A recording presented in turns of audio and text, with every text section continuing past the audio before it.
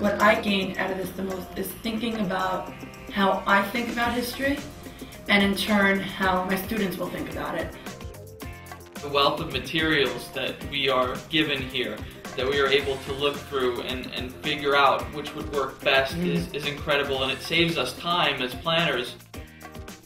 The development of ideas, the brainstorming. Our experience here we bring back to the classroom. The kids can feel our energy because we're re-energized when we come here.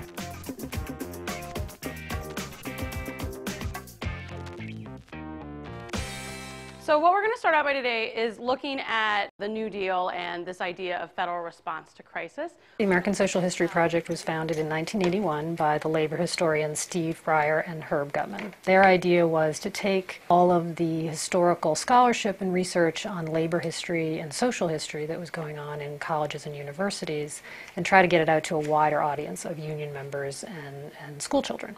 We want to model one activity of how to analyze this letter using the graphic organizer, and then in your groups you'll be choosing 3 others that you would use with your students. We're working primarily with teachers in New York City, mostly middle school and high school, and they all face a considerable amount of pressure to cover a lot of U.S. history in a short amount of time. July 3rd, 1934. My dear Mr. President, thank you many times for your... One of the key elements of what we do with teachers is social history.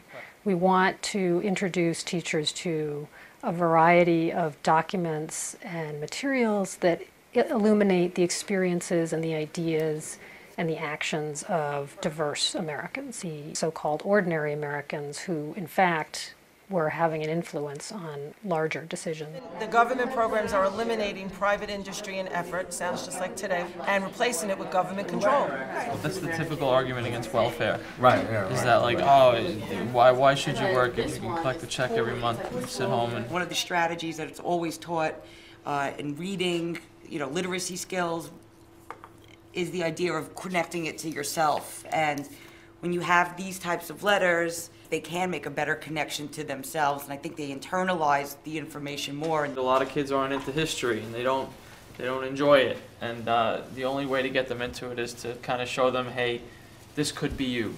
Put yourself in the shoes of the person that you are playing. There were so many opportunities for myself and my students to really be involved in something new and exciting. Ready? Free African American. Slave owning white.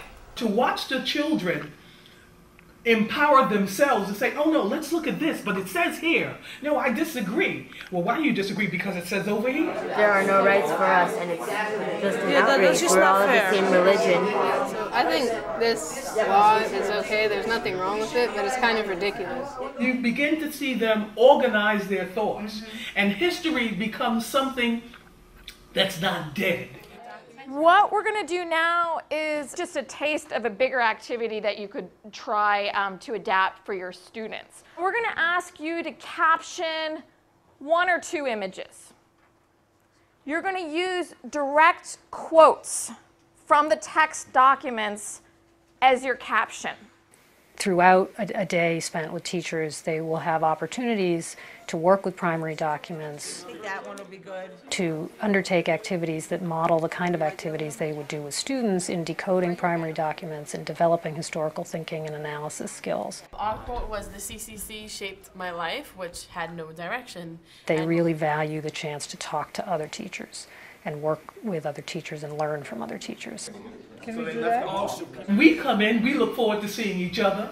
We look forward to brainstorming with each other, because most of the times in schools and even in departmental, we don't get a chance to really share what we're doing. It's a mind-opening experience, It really is. It's so valuable. Teachers leave at the end of the day with a number of resources that they can use in their classrooms.